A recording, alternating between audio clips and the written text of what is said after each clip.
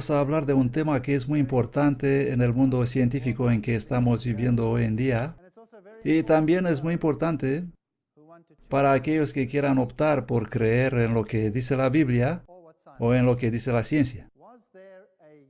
¿Hubo un diluvio universal o no hubo un diluvio universal? Esta es una pregunta crítica. Y Jehová vio que la maldad del hombre era mucha en la tierra y que la imaginación de los pensamientos de su corazón era continuamente solo el mal. Y se arrepintió Jehová de haber hecho hombre en la tierra y le pesó en su corazón. Y Jehová dijo, voy a destruir al hombre que he creado de la faz de la tierra, junto al hombre y a la bestia y a toda la cosa que se arrastra y a las aves del cielo, pues me arrepiento de haberlos hecho. Pero no he hallado gracia en los ojos de Jehová.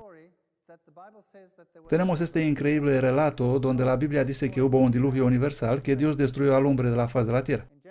Génesis 7:11 dice, el año 600 de la vida de Noé, el mes segundo, el día 17, esto es bastante específico. Aquel mismo día fueron rotas todas las fuentes del grande abismo y las cataratas de los cielos fueron abiertas. Así que de alguna forma el agua del subterráneo fue disparada hacia la superficie y además las ventanas del cielo fueron abiertas y llovió desde arriba. Así que de alguna manera la tierra debió haberse partido y enormes cantidades de agua se dispararon hacia la superficie de la tierra, tal vez a través de alguna grieta alrededor de la tierra, que abrió una fisura por la cual el agua bajo gran presión fue expulsada. Esto es lo que dice la Biblia. Me limito a leer lo que dice la Biblia. Nadie sabe qué pudo ocasionar esto. Algunos están conjeturando que algún asteroide o algo golpeó la Tierra y ese impacto causó el diluvio. Si fue así o no, no podemos conjeturar en este momento. En Amos 9:6 dice, Él es el que edifica sus cámaras en el cielo y ha establecido sus tropas en la tierra, el que llama a las aguas del mar y las derrama sobre la faz de la tierra. El Señor es su nombre. Aquí tenemos una descripción de tomar las aguas del mar y verterlas sobre la tierra. En la conferencia anterior hemos visto esto. Por lo tanto, los sedimentos que estaban en el fondo del océano están todos depositados aquí en esta cuenca. Y cuando la tierra es levantada, aparece la columna geológica. Y todos los sedimentos están en la tierra cuando deberían estar en el fondo del océano. Y esto concuerda con lo que Amos 9:6 tiene que decir. Si este diluvio duró 1 año y 17 días conforme a su cronología y alcanzó su pico más alto después de aproximadamente 5 meses, donde la Biblia dice que las aguas cubrieron la tierra, entonces todo estaba bajo el agua. Y si todo estaba bajo el agua, eso significa que todo fue destruido. Incluso en el Nuevo Testamento dice, y vino el diluvio y los eliminó a todos. Pero la ciencia no puede concebir un diluvio universal, porque eso destruiría toda la vida terrenal en la tierra, la vida terrestre, y todo el proceso evolutivo tendrá que empezar desde el punto A, pero ya que se necesita sus orígenes en la base de la columna geológica, esto sería un gran problema. La historia tendrá que repetirse a sí misma una segunda vez. Así que obviamente ellos van a aceptar un diluvio local, pero un diluvio universal en ningún caso. Si miramos la columna geológica, algunas características muy interesantes. Aquí tenemos la columna geológica y sus periodos de tiempo. Y ahí arriba está la capa del terciario, donde tenemos los mamíferos y las aves y todas las criaturas que vemos hoy. Y este es un estrato interesante debajo de él, llamado Cretácico. Y este es un nivel interesante, y lo vamos a estudiar un poco más detallado. Estos son los estratos precámbricos. Luego tenemos el Paleozoico, comenzando con el Cámbrico, donde la teoría dice que han empezado todas las formas de vida. Luego tenemos el Triásico, el Jurásico. ¿Os recordáis los que habéis visto la película Parque Jurásico? Ahí es donde vivieron todos los dinosaurios, supuestamente, y luego algo se dio y ¡fuf! Todo desapareció.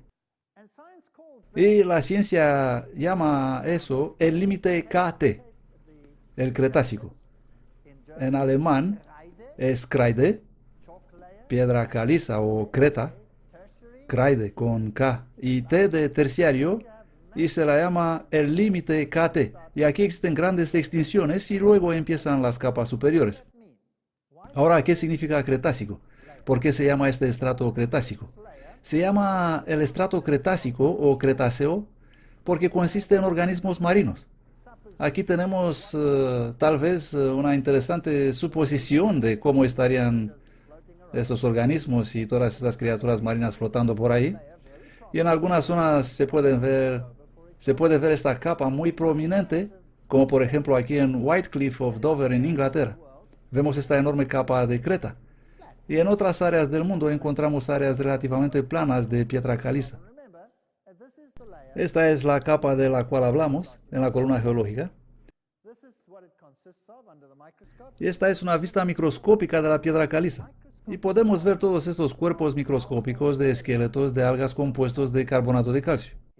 Y aquí algunos más organismos.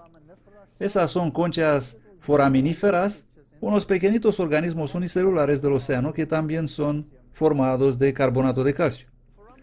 Los foraminíferos son organismos muy pequeños y básicamente lo que vemos en el Cretáceo son esos pequeños organismos marinos, todas estas conchas y todas estas cosas viven ¿dónde?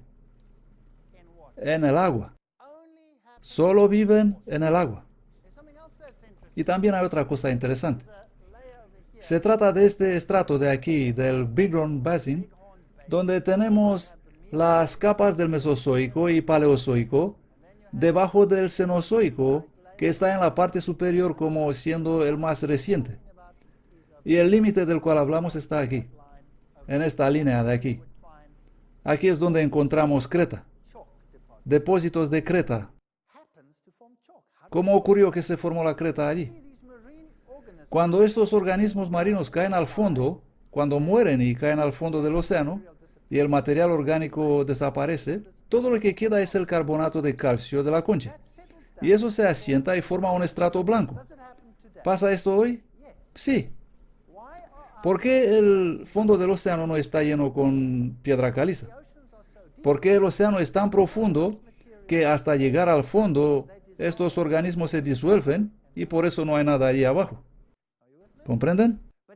Pero si fueras a bucear en las cordilleras subacuáticas, debajo del océano, donde las cimas de las montañas oceánicas son muy altas, en la cima de todas estas montañas debajo del océano Atlántico, vas a encontrar un estrato de creta. Parecería como andar por los Alpes. Las cimas de las montañas blancas, una imagen bastante hermosa. ¿Cómo ocurrió eso? Para formarse el estrato de creta, el océano debe tener poca profundidad. Entonces el océano que existió en el pasado debe haber tenido muy poca profundidad. ¿Y cuál fue esta profundidad? Pues la capa del Cretáceo es la única capa que es universal. Presten atención. La capa del Cretáceo es la única capa del mundo que se extiende de continente a continente. Y en algunas zonas es más gruesa, en otras áreas es menos gruesa, pero es universal y abarca todos los continentes. Y tiene la misma composición rocosa. Así que mi pregunta es esta. Si esa capa es universal, solo nos puede decir una cosa. Y eso es que todo el mundo debe haber estado bajo el agua al mismo tiempo. Y si eso es un hecho, entonces podemos terminar el seminario aquí mismo. ¿Ya está? Entonces hubo un diluvio universal. Y esta es la realidad. Veamos más cosas interesantes. Si vamos en esta zona, vamos a encontrar una pequeña colina allá arriba llamada Berthoud Butte. Y aquí vemos dos grandes sierras, la montaña Bighorn y la montaña Berthoud. Y hay una falla ahí. Así que obviamente lo que pasó es que esta parte fue levantada y la otra parte también fue levantada. Y entre ellas se formaron estas capas que están dibujadas de rojo, que representan el mismo tipo de capas que se encuentran en el fondo del Gran Cañón y algunos otros cañones. Así que el Paleozoico y Mesozoico están ahí, Pero noten que las márgenes están levantadas, dobladas hacia arriba. ¿Lo pueden ver? Fueron dobladas en el levantamiento de las montañas. Así que imagínense que antes que esta colina llegue allí, estaba todo llano, la traemos abajo y bajamos esta parte también y ponemos todo al mismo nivel y las capas rojas en la parte superior. Y luego todo cubierto de agua e imaginemos la creta cayendo y asentándose en las capas esas rojas. Y luego sucedió el levantamiento. Y eso se dobla hacia arriba. Obviamente, esos estratos debieron haber estado ahí cuando ocurrió el levantamiento, de otra forma no estarían doblados, ¿correcto? Pero cuando vamos a las capas superiores, esas no son dobladas. ¿Qué nos dice eso? Nos dice que no estaban ahí cuando la montaña fue levantada, sino que se formaron después. ¿Qué hace esa cosa allá arriba? Esa es una reliquia y contiene el mismo material que las capas de abajo. Bueno, la ciencia tiene un problema con eso. Con esos enormes periodos de tiempo y las apariencias modernas y todas estas cosas, ¿cómo es que ocurrió eso? ¿Cómo llegó ese material ahí arriba? La ciencia tiene que explicar cómo llegó esa colina 3000 metros más arriba. Pum, pum, pum, pum, pum. ¿Qué la propulsó? Hay una alternativa. Puede que es una reliquia de lo que hubo ahí abajo, en todo caso.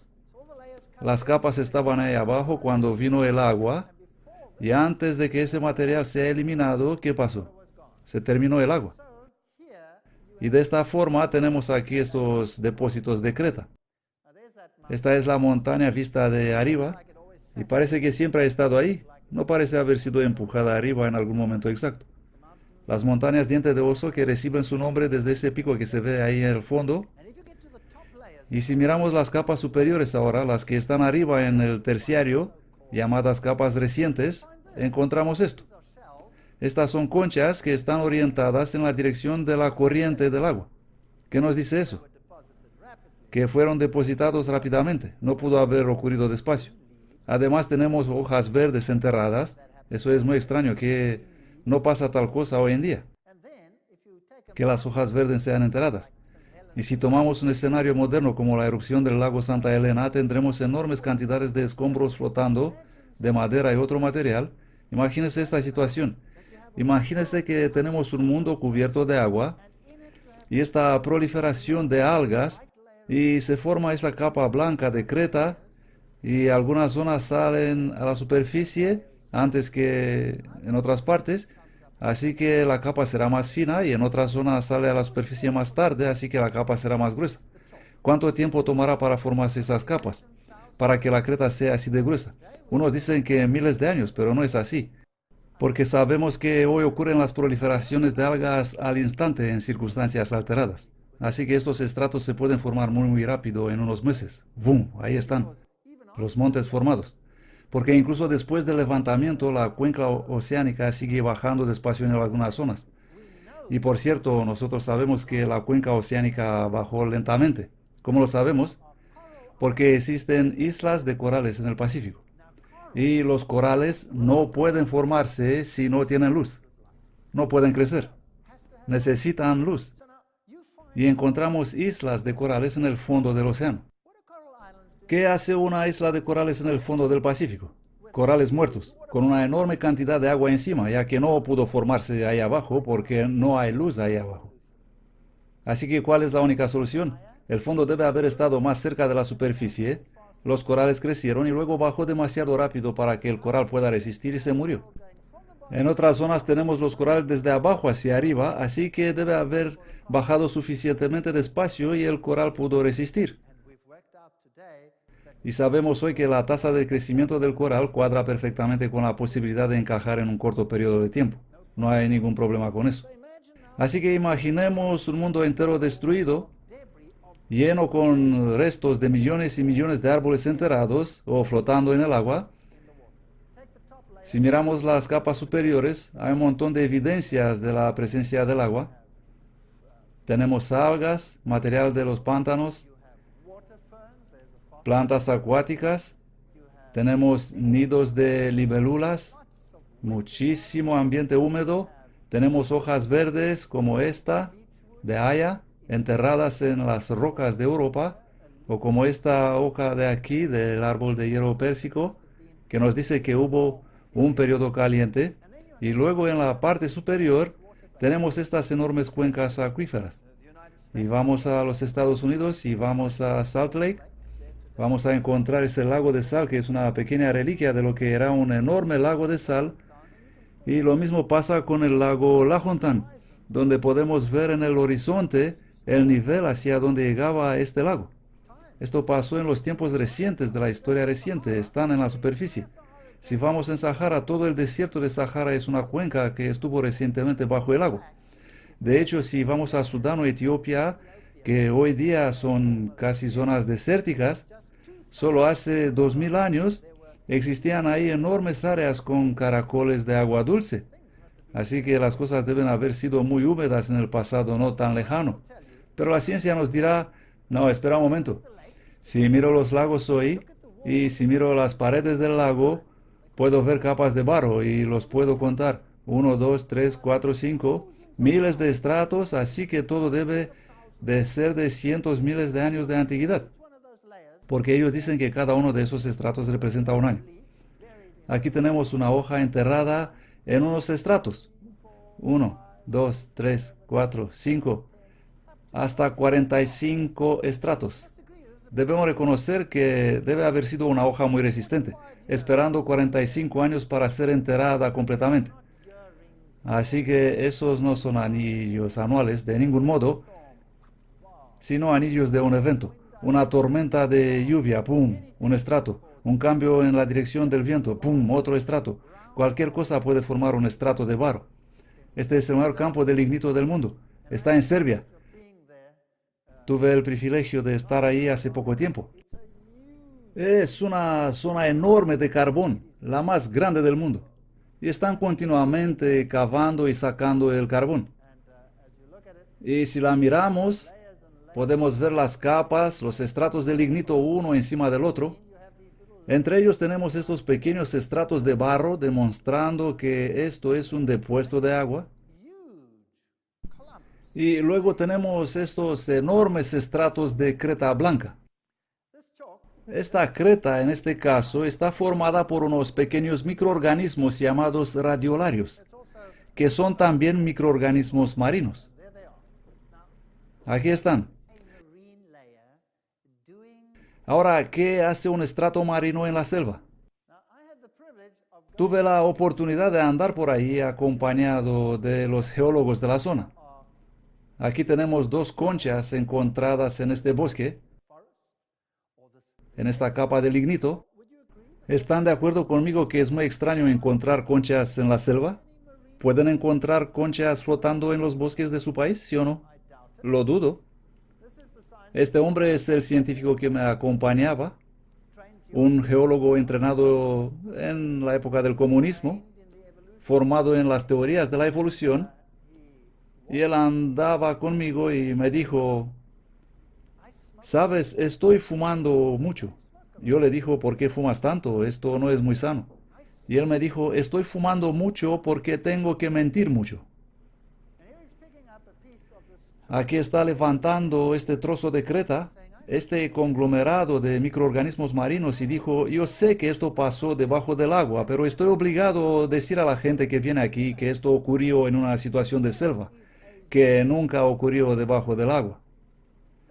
Lo que ocurrió aquí es una enorme catástrofe del diluvio. Yo creo también que esta es la única explicación. Si miramos el carbón, lo puedes tocar, ahí está mezclado con la creta, y algunos trozos todavía están como madera. Aquí tenemos un trozo que en la base es carbón y la otra mitad es madera todavía. Por lo tanto, ¿qué edad tendrá? ¿Cuántos millones de años piensan ustedes que tendrá eso? Y como en los días de Noé, así también será la venida del Hijo del Hombre. Porque como en los días de antes del diluvio estaban comiendo y bebiendo, casándose y dándose en casamiento hasta el día que Noé entró en el arca, y no entendieron hasta que vino el diluvio y se llevó ¿a cuántos? A todos. Eliminó a todos. Así será también la venida del Hijo del Hombre. Todo fue destruido. Así que la Biblia dice que hubo un diluvio. Y la Biblia dice que el diluvio fue un juicio. Aquí tenemos una carta en la revista Times que dice, Moisés fue odiado en su día porque decía la verdad. Si viviera en estos tiempos oscuros, sería odiado el doble. La ciencia no puede aceptar un diluvio universal. Entonces, ¿por qué tenemos las características que encontramos hoy? Si miramos el planeta hoy, vemos que se presenta como si en algún momento todos los continentes estuvieron juntos. El puzzle no encaja perfectamente, el puzzle, en todas partes, pero generalmente las plataformas continentales tienen formas de ajuste perfecto. Desde lejos, el mejor ajuste de los continentes está en la base del dorsal oceánico centrooceánico. Y si miramos la tasa de erosión que tenemos en el planeta, en los bordes del planeta actualmente, vemos que ocurre tan rápidamente en algunas zonas que es increíble que todavía podemos encontrar estos ajustes perfectos entre los continentes. Saben que la Biblia habla de Pablo andando en el Medio Oriente y nos habla de Éfeso, donde él estaba predicando. En aquellos días Éfeso era una ciudad-puerto. Si vas a Éfeso hoy, está a unos 3 kilómetros de la costa.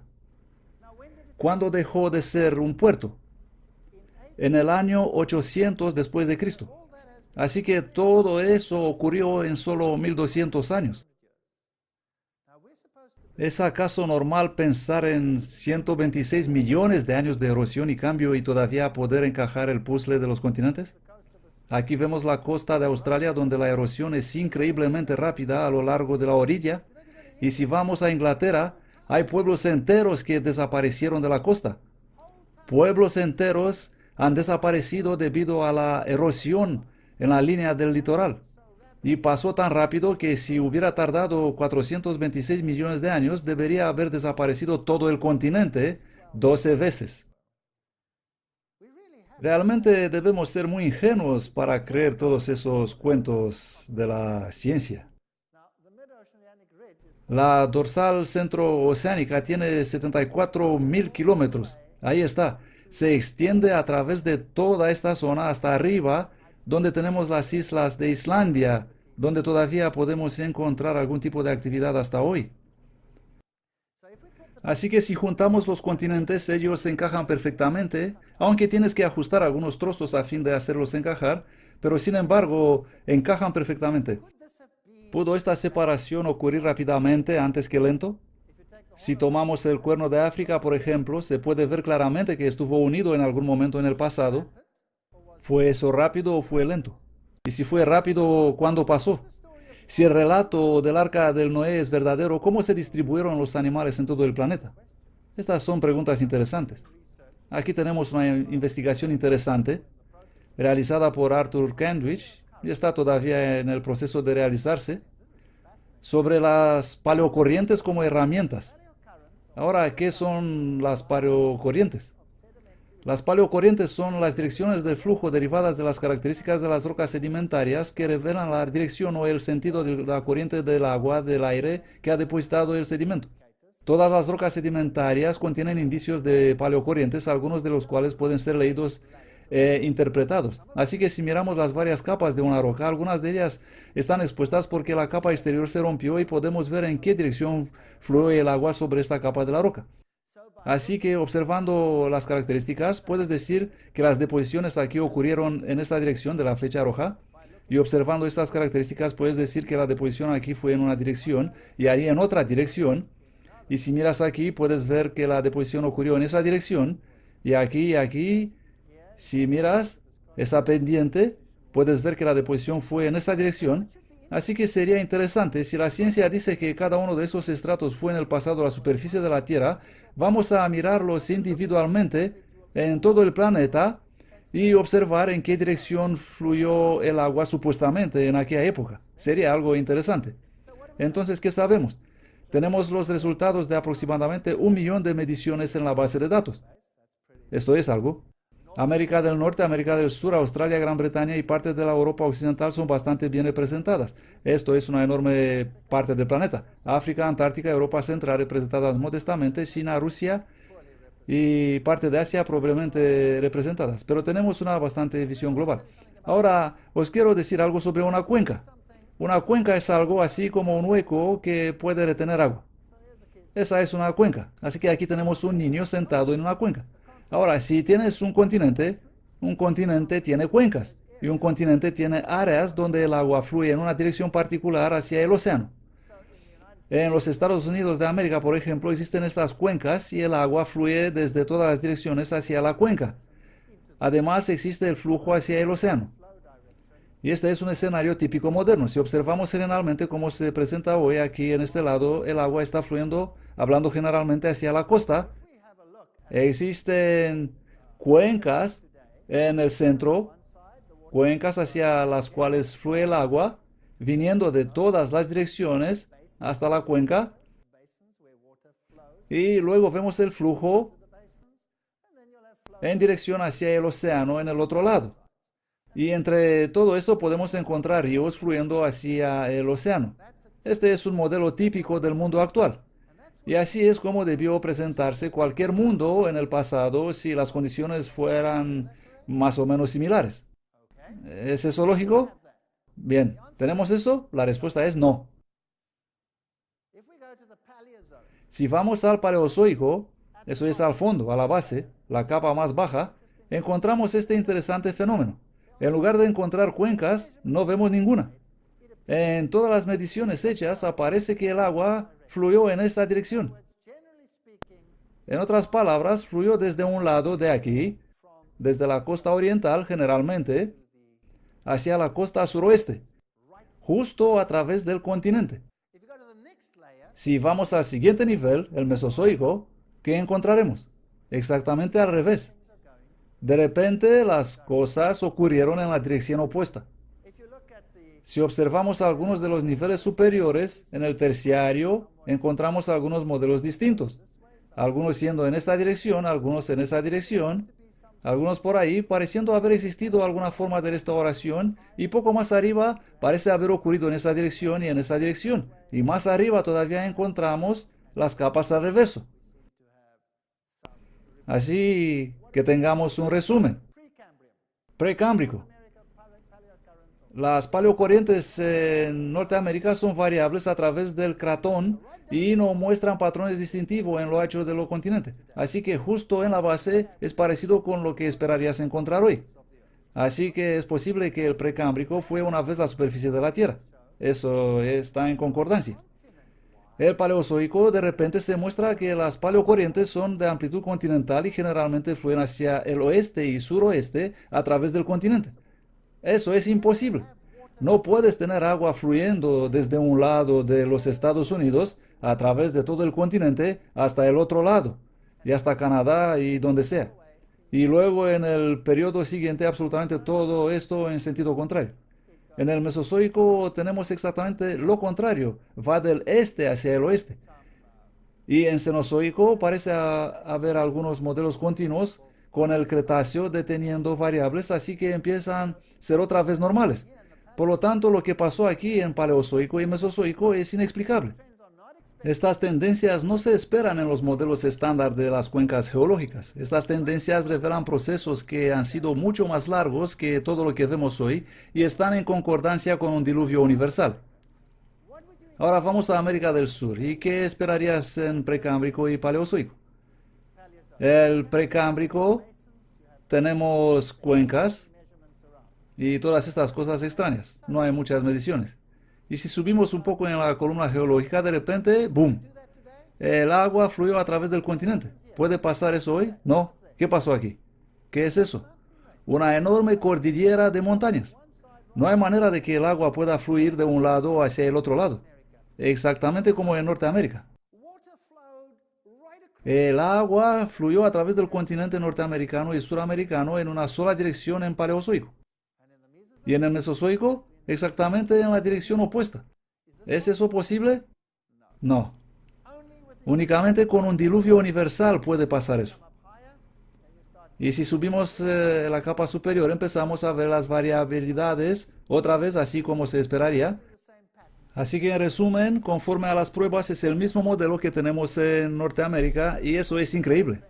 Y como conclusión, las tendencias supercontinentales no se esperan en el modelo estándar del convencionalismo de las cuencas geológicas.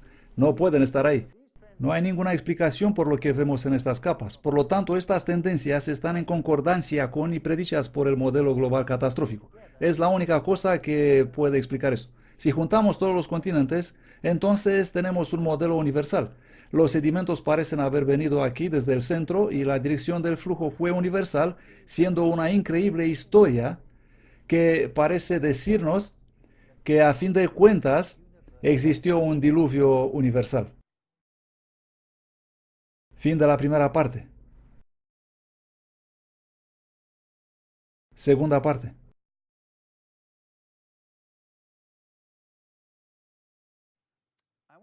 Me gustaría llevarles a un lugar muy especial. En muchas áreas del mundo encontramos bosques petrificados. Así es como se ve un árbol petrificado, un árbol que se transformó en piedra. En algunas áreas del mundo tenemos algunas asombrosas características. Si vas al Parque Nacional de Yellowstone, por ejemplo, si vas al monte Hornaday, ahí encontrarás estratos de bosque petrificado uno encima del otro. Y esos árboles están ahí en posición recta. La ciencia ha explicado siempre que estos árboles están así porque ellos crecieron así en el pasado. Así que eso nos cuenta que hubo largos periodos de estabilidad y por lo tanto no hubo un diluvio universal. De hecho, esos árboles petrificados fueron utilizados para ridiculizar el modelo de un diluvio universal. Así que ellos están literalmente ahí, son muy grandes, parecen haber crecido ahí desde siempre, pero no es así. La única diferencia entre ellos y los árboles modernos es que son de piedra, roca sólida. Y tenemos estas capas. Curiosamente, las capas son planas, una encima de la otra. Y aquí tenemos algunas características interesantes. Tenemos un árbol que pasa a través de toda esa capa, pero si lo observamos aquí hay un fenómeno interesante. Primero, no tiene raíces. Las raíces han desaparecido. Número dos, no tiene corteza. Y luego, si miras atento, no tiene ninguna rama. Ahora, la ciencia dice que estos bosques crecieron ahí. Luego hubo una erupción volcánica, cayó la ceniza y enterró el bosque. Y luego creció un nuevo bosque y hubo una erupción y enterró el bosque. Y luego un nuevo bosque creció y hubo una erupción y enterró el bosque. 40, 45 veces, una tras otra, hasta que se formaron todos esos estratos, más de 40 capas. Pero todas están planas, cosa muy extraña. Y algunas de ellas contienen árboles rectos y contienen árboles horizontales. Y miramos estos árboles, cavamos para sacarlos, ahí hay uno tumbado y aquí hay un montón de ellos en horizontal. Ahí hay uno, ahí hay otro y otro y uno allá afuera tumbado. Y lo interesante es que todos están tumbados en la misma dirección. ¡Qué cosa más rara! Así que empiezas a pensar que en el pasado los árboles todos caían en la misma dirección. Y empiezas a hacer mediciones y vas a las distintas capas y ves que este, por ejemplo, está en esta dirección y el siguiente árbol en esta dirección y el siguiente en esta dirección. Así que las capas de estos bosques están orientadas en la dirección de la corriente. Y si miras un bosque moderno, no puedes encontrar esas pautas de ninguna forma. Entonces, ¿qué pasó? Algo debe haber cambiado. Bueno, así es como se ve actualmente. Aquí hay dos capas que serían explicadas por la ciencia como siendo el suelo del bosque. Así que cuando todo fue cubierto, en la base tenemos el suelo del bosque. Pero esto es muy interesante porque aquí hay dos suelos del bosque a un solo palmo de distancia. ¿Crecieron estos bosques solo a un palmo de distancia? Eso no tiene mucho sentido. En segundo lugar, cuando llevas todo eso al laboratorio y lo trituras y le eches un vistazo, vas a ver que el material que contiene está sorteado por el agua. ¡Ja! Entonces, ¿estos bosques se formaron debajo del agua? Porque si tomas el suelo de un bosque actual, todo está mezclado ahí, hojas, ramas, agujas de pino, etc. Todo está mezclado, pero aquí no. Aquí todo está depositado en orden, como en el agua. Aquí hay otro escenario interesante, un árbol salido, y noten que las raíces no existen en absoluto. Ahora, si un bosque creció y fue cubierto y los árboles fueron enterrados así rectos como estaban, ¿desaparecerían las raíces, sí o no? No, no tendrá ningún sentido. Observen la estratificación que tenemos aquí, y esta es una cosa interesante llamada llama de turbidez, una llama de lodo. Esto debe haber ocurrido debajo del agua. La solución a este problema vino cuando ocurrió la erupción del monte Santa Elena en 1980. Aquí todavía existe un montón de material volcánico y géiseres. Así estaba el monte Santa Elena antes de la erupción. Observen este bonito glaciar en la cima, y cuando ocurrió la primera erupción el hielo se derritió y se precipitó por el lado sur. Hubo 2 ciclos de erupción. Estos son los lagos que rodeaban la montaña. Este es The Spirit Lake, el lago del espíritu, el glaciar de la cima y el hermoso bosque alrededor. Y luego en 1980 hubo la primera erupción, no una explosión, sino que el calor derritió el hielo de la cima y formó esta corriente de agua en el lado sur de la montaña. Y podemos ver cómo los árboles estaban arrancados, y se ve que esos árboles no tienen raíces, según se ven flotando en el agua. Luego hubo una gran catástrofe. Todo fue cubierto de barro. Las casas fueron enterradas, todo tipo de otras cosas. Meses más tarde hubo una enorme erupción sobre la cual hablaremos más tarde. En la parte del sur, esto es lo que vemos. Árboles arrancados, ahí están. ¿Qué observan? Están orientados en la dirección de la corriente del agua y no tienen ramas, ni corteza y ni raíces. Aquí hay algunos gigantes que fueron arrancados y podemos observar marcas en los troncos,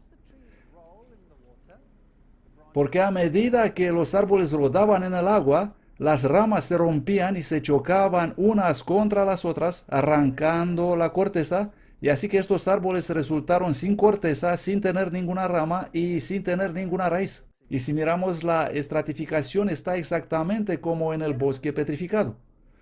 Luego, un mes más tarde, hubo un terremoto y ocurrió el desplazamiento de tierra más grande que el hombre moderno presenció, y la tercera parte de la montaña se derribó, liberando enormes presiones, y el monte explotó.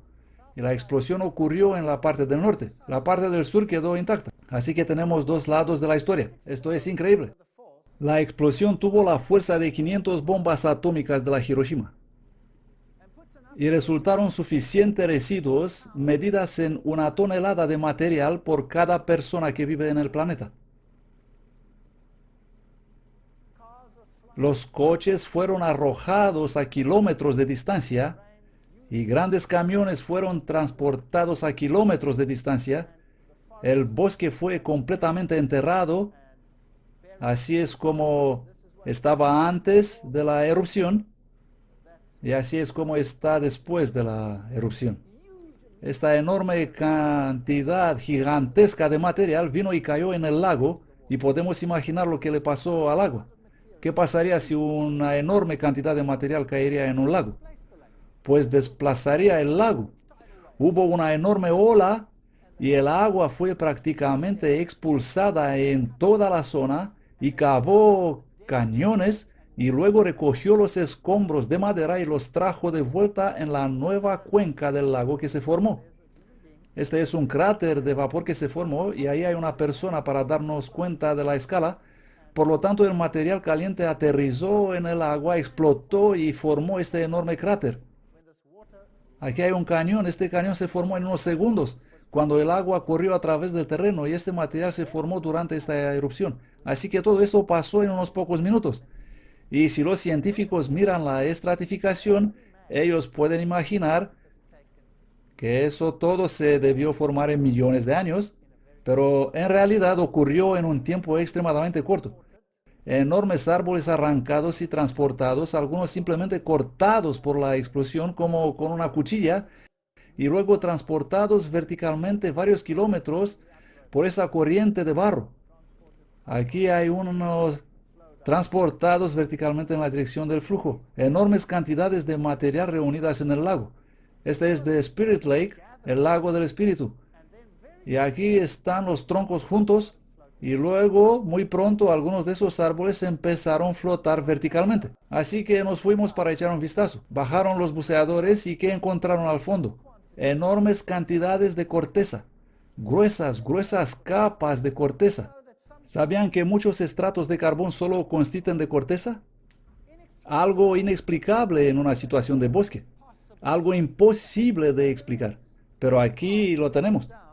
La corteza sentándose en la base, los troncos flotan en la parte superior, la capa de lignito que hemos visto antes en Serbia, en la más grande mina del mundo, está constituida de troncos. Y los estratos básicos, los de abajo, no contienen más que corteza. Así que tenemos estos árboles flotando verticalmente. ¿Y qué hubiera pasado si hubiera habido otra erupción y había enterrado esos troncos? Mientras que estaban flotando verticalmente, o el barro los hubiera enterrado de un lado. ¿Cómo estarían enterrados? Verticalmente. Así que tomaron un escáner y midieron para ver cuántos árboles había en este lago flotando verticalmente. Y encontraron 19.000 árboles. Si volvemos a nuestro bosque petrificado, podemos ver todos estos estratos de bosque con troncos verticales y horizontales y comprenderemos que esto se pudo formar rápidamente. Una cosa interesante que hicieron es que tomaron muestras de toda la columna geológica y la enviaron al laboratorio para análisis. ¿Y qué creen que encontraron? Cada ciclo eruptivo tiene una huella química específica. ¿Comprenden? Según el magma se forma debajo del volcán, es material nuevo. Cuando se expulsa el magma, la cámara se queda vacía y tiene que llenarse de nuevo y el monte está tranquilo hasta que se forma suficiente presión para el siguiente ciclo eruptivo. Hoy los científicos saben que si estos ciclos ocurren en la distancia de 3 meses, entonces la química será diferente.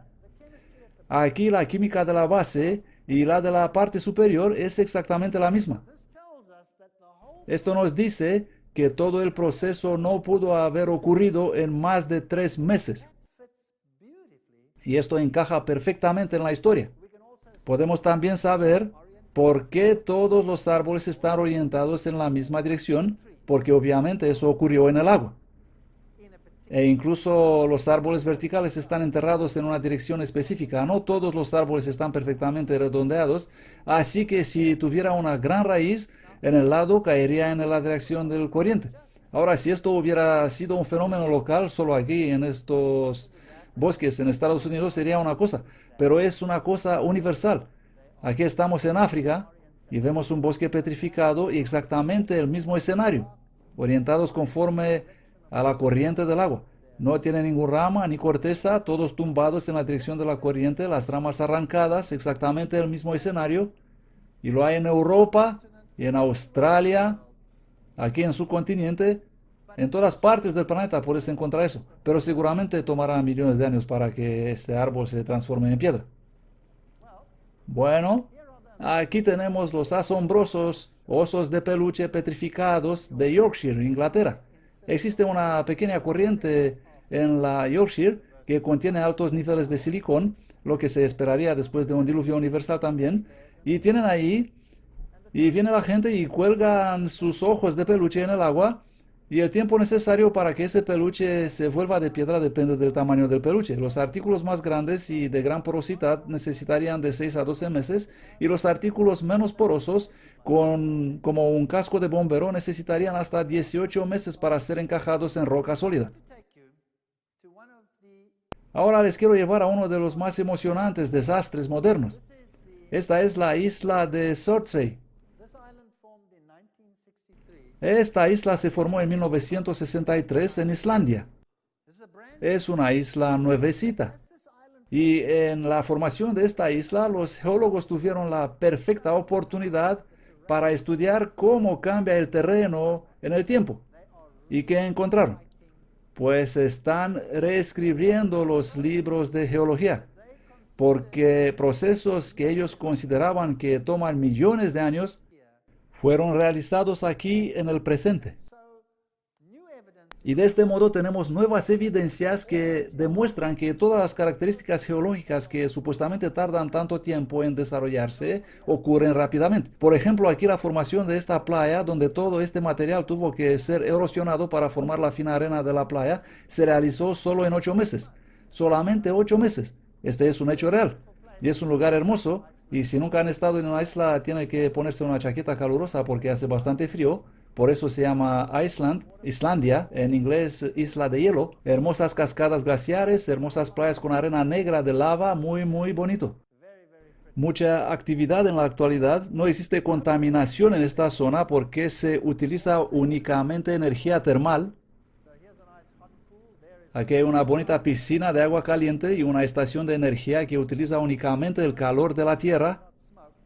Así que lo que ven ahí no es humo, sino vapor de las turbinas de vapor. La ventaja es que puedes bañarte en agua caliente, como se ve en esta imagen. Estuve en este lugar porque en la historia reciente ocurrió un enorme desastre aquí. Un grupo de personas que me ayudaron a tomar unas cuantas fotos.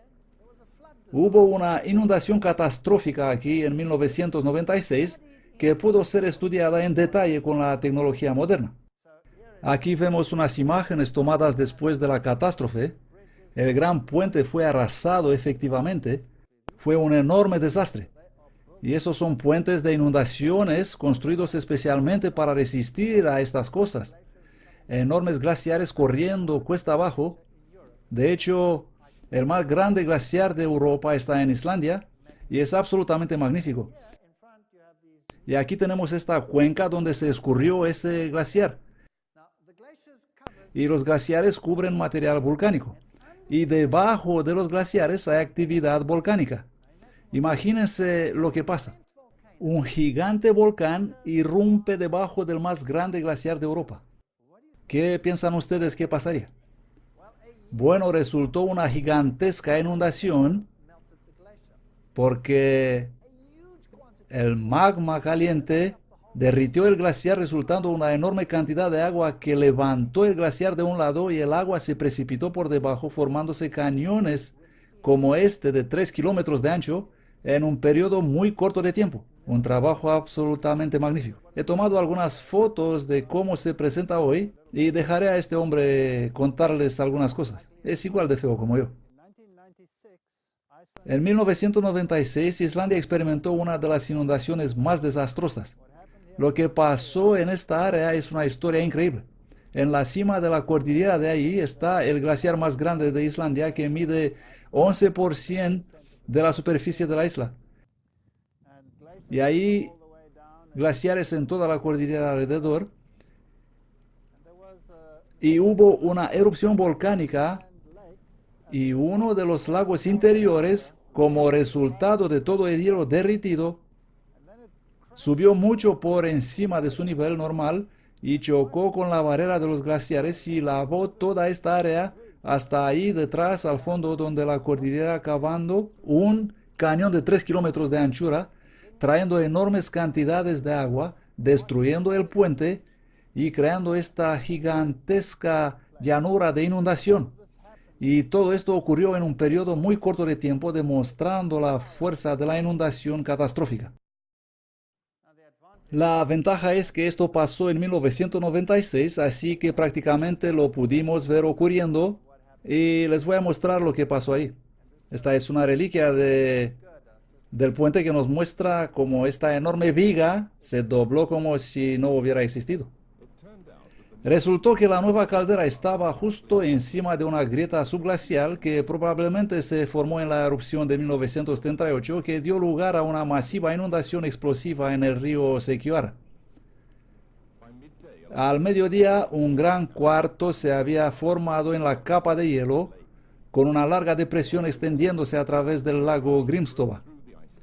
El 2 de octubre la erupción estalló a través de la capa de hielo y al día siguiente estaba en pleno apogeo.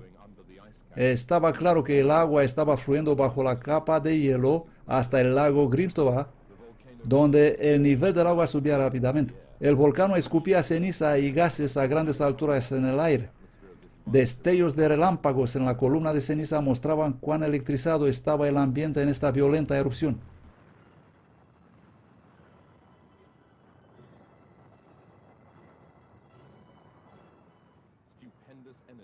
Una formidable energía derritió miles de metros cúbicos de hielo glacial en tan poco tiempo, formando este colosal cañón. Además de la propia erupción, Fue de gran valor para los geólogos poder observar la fusión del hielo y la enorme descarga del agua que resultó de ella. Más de 3 kilómetros cúbicos de agua, más que en todo el lago Thingvallavatn, el lago más grande de Islandia, se acumuló en Grímsvötn en solo unas pocas semanas. El lago Grímsvötn es una especie de depósito para el agua que se libera en estas inundaciones. Cuando la presión del agua llega a un punto crítico, el hielo glaciar se levanta y el agua fluye hacia afuera por debajo de él, irrumpiendo en una inundación violenta en la llanura costera de Skandranstadur. Los científicos no esperaban que la inundación de este año sea tan grande, pero estaban equivocados. La tasa del flujo térmico fue entre 40.000 y 50.000 metros cúbicos por segundo, siendo 4.000 veces mayor que en el caudal del río del invierno. Aquí tenemos algunas imágenes mostrando el inicio de la inundación que se tomaron en la fuente del río Eya, justo cuando comenzó la inundación. Aquí se puede ver claramente cómo el agua está acortando un cañón en el terreno arenoso cada vez más cerca del hielo en un tiempo asombrosamente corto. Es absolutamente increíble la fuerza titánica deliberada del agua escapada debajo del glaciar. Aunque tenía decenas de metros de espesor, el glaciar no pudo soportar la tensión y se rompió como una cáscara de huevo. La inundación retumbó por 2 días, alcanzando su punto máximo después de aproximadamente 12 horas. Se extendió a través de los bancos de arena a velocidad increíble y con una fuerza más allá de toda la descripción.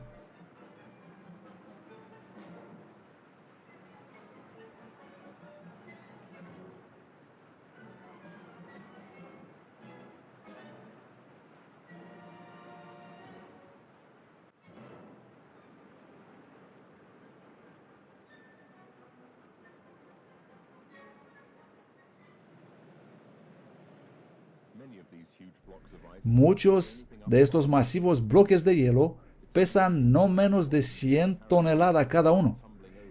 Es una vista increíble de observar cómo rodean en el agua como bloques de juguetes.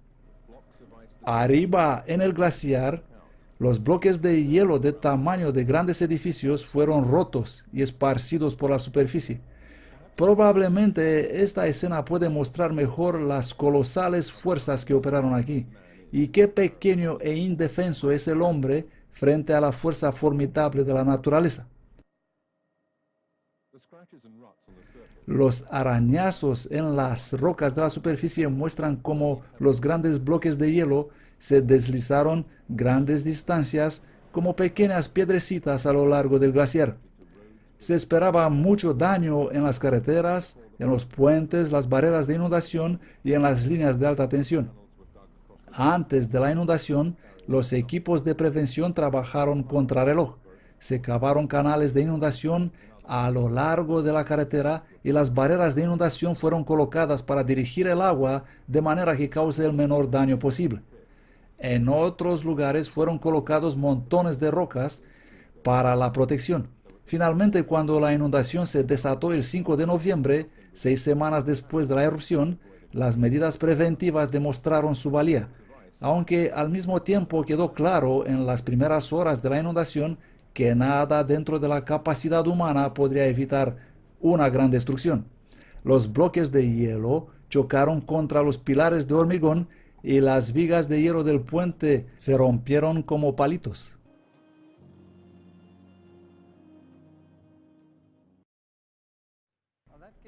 Eso nos da una pequeña idea, a una pequeña escala de lo que había sucedido. Y si eso sucedió en una pequeña inundación como esta, ¿qué pudo haber ocurrido en una enorme inundación universal? Así como hemos visto en los escenarios anteriores. Así pues, tenemos este estrato de creta a lo largo de todo el planeta, lo que significa que todo el mundo estuvo bajo el agua al mismo tiempo. Tenemos evidencias de enormes desfiladeros formados en segundos. Tenemos capas sobre capas de bosques petrificados y depósitos de carbón que desafían todas las explicaciones, otras que no presentan un diluvio universal. Tenemos estrato sobre estrato de material enterrado como organismos marinos intercalados por todas partes entre ellos.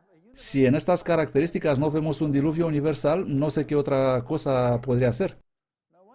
No me extraña que en 2 de Pedro, capítulo 3, dice el versículo 3 al 7, sabiendo esto primero, que en los últimos días vendrán burladores andando según sus propias concupiscencias y diciendo, ¿dónde está la promesa de su venida? Porque desde el día en que se durmieron los padres, todas las cosas permanecen así como desde el principio de la creación. Así que nada ha cambiado nunca. Esta es la ley del materialismo uniforme. Esto es lo que la ciencia enseña hoy, porque ignoran voluntariamente que por la palabra de Dios los cielos fueron hechos en tiempos pasados y también la tierra que salió del agua y consiste en agua. Por lo tanto, Dios creó la tierra, por lo cual el mundo de entonces pereció anegado en agua. Así que el mundo científico hoy día no reconoce la destrucción del mundo mediante un diluvio universal. No puede hacer eso porque destruiría completamente su teoría sobre los orígenes. Entonces, si la Biblia dice que voluntariamente ignoran estas cosas, ¿por qué sería eso? ¿No es fascinante que continúa diciendo, pero los cielos y la tierra que existen ahora están reservados por la misma palabra, guardados para el fuego en el día del juicio y de la perdición de los impíos? Este es un punto interesante. Si el diluvio ocurrió en realidad, entonces eso fue como consecuencia de un juicio, según la Biblia. Como consecuencia de un juicio. Así que hubo un juicio en el pasado y la Biblia dice que habrá un juicio en el futuro. Si quieres complacer a las personas para que no confíen en un juicio futuro, entonces lo único que tienes que hacer es eliminar el juicio del pasado. Y luego podemos evolucionar de malos a buenos y a mejores y cada vez mejores hasta cualquier nivel que podemos alcanzar y posiblemente todos podemos convertirnos en dioses y empezar a flotar por ahí y nunca encontraremos un juicio. Así que esta noche ustedes deciden, después de ver todas estas características, si hubo un diluvio universal en este planeta o no. Si ustedes eligen que las evidencias demuestran un diluvio universal, entonces eso destruirá el paradigma actual del pensamiento en la evolución del mundo. Lo elimina. Y si ustedes eligen guardar el contrario, está bien. Y no se pierdan la siguiente interesante conferencia porque vamos a observar los fósiles. Y aquí es donde se pone interesante. Traigan a los jóvenes aquí, a ellos les encantan. Traigan a los niños, déjenlos ver ellos mismos lo que existe allá afuera. ¿Cómo eran los dinosaurios? ¿Cómo era vivir en aquellos tiempos? Si hubo aquellos tiempos alguna vez. ¿Existió tal cosa como Tyrannosaurus Rex, el rey tiranosaurios? ¿Cómo era? ¿Qué hacía? ¿Hace cuánto tiempo existió? Estas son preguntas intrigantes que surgen en cada mente y especialmente en las mentes de los jóvenes hoy en día. Vengan y echan un vistazo a las evidencias que voy a presentar mañana y decidan para ustedes mismos si es correcto lo que dice la Biblia o lo que dice la ciencia. La elección es suya. Gracias por venir esta noche. Nos vemos mañana. Gracias.